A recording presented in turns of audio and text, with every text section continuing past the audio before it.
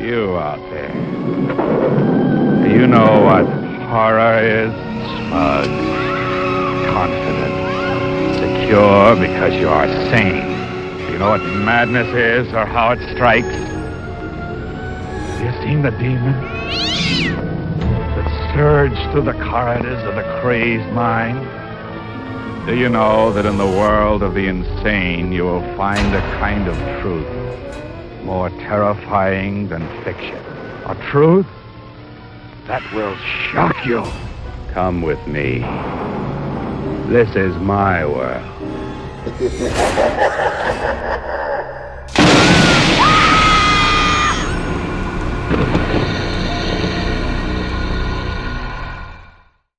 The Cabinet of Horrors is filled with all sorts of terrifying creatures. But the most insidious and dangerous are those most like Donald himself. Those deplorables seeking to further their own personal power and financial interests, and nothing else. On February 1st, 2017, Rex Wayne Tillerson was sworn in as the 69th Secretary of State, the first CEO to become Secretary of State, but not the first with a corporate background. Unlike Tillerson, however, all previous secretaries had also worked in high-level government or military posts before becoming the nation's top diplomat. Before becoming Secretary of State, Rex was CEO of ExxonMobil. In fact, that's the only place he's worked before his current appointment. Have you ever seen a perfectly round oil slick before? I don't believe in oil slicks, man.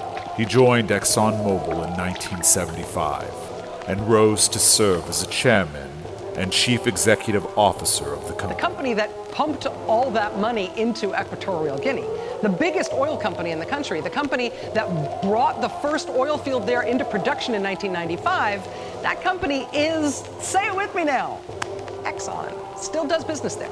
The job of the Secretary of State is to be the President's chief foreign affairs advisor. The Secretary carries out the President's foreign policies through the State Department and the Foreign Service of the United States. What could possibly go wrong with an ex-big oil CEO who still has hundreds of millions worth of stocks in the company and direct ties to Russia? Unbelievable! Rex is a mysterious choice for the job, if you consider his utter lack of experience and his lack of specific opinions and policies on international affairs. You're seeing things, bitch. Something that is not a mystery. Rex is very rich. In fact, if personal wealth was the only thing Donald looked at to select a Secretary of State, Rex would be an obvious choice. In just 2012, Rex's compensation package was $40.5 million. Astounding beyond belief! $28.1 million in 2013, $33.1 million in 2014, Electrifying horror! and $27.2 million in 2015. In late 2016, Rex held $54 million of Exxon's stock and had a right to deferred stock worth approximately $180 million over the next 10 years. As of December 31st, 2016, Rex retired from ExxonMobil, who announced they would place payments related to deferred stock into a trust that would be run by an independent trustee. This does not deal with the 600,000 shares that Tillerson owned outright at the time of his nomination, however. The State Department has given no further details on those stocks or if they have been sold. Besides the opportunity to exploit his position for personal financial gains, Rex could expose the U.S. with his close ties to Russia and Putin himself. Rex has been associated with Putin since President Boris Yeltsin's tenure in the 90s. In fact, Rex was awarded the Order of Friendship by Putin. This thing doesn't look like an accident. It looks like it's on purpose. In 2011, on behalf of ExxonMobil, Rex signed an agreement with Russia for drilling in the Arctic that was valued at $300 billion.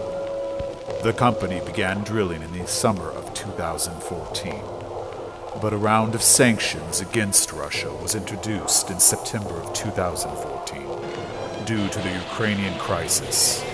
This may be why Rex is so against sanctions. Nevertheless, Exxon was granted a reprieve that stretched the window to work until October 10, which enabled it to discover a major field with about 750 million barrels of black gold for Russia and Exxon.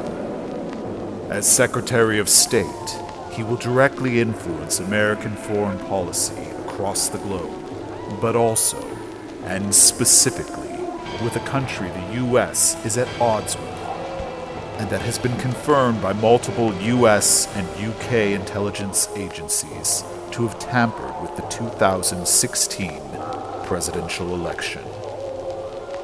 If all this wasn't concerning enough, Rex also seems completely ill-prepared and uninformed as to his job or the specific responsibilities he has to the American people.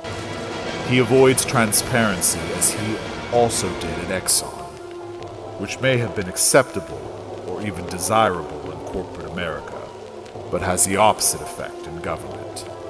These mistakes could simply be due to his lack of experience or preparedness, or these mistakes could be very specific choices and insidious actions to achieve a darker goal. The creatures from the Cabinet of Horrors are never truly themselves when they are in the light.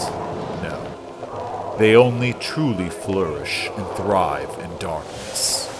However, even the toxic black sludge Rex so proudly served for 41 years of his life can be used to ignite and bring creatures to their judgment and to the light.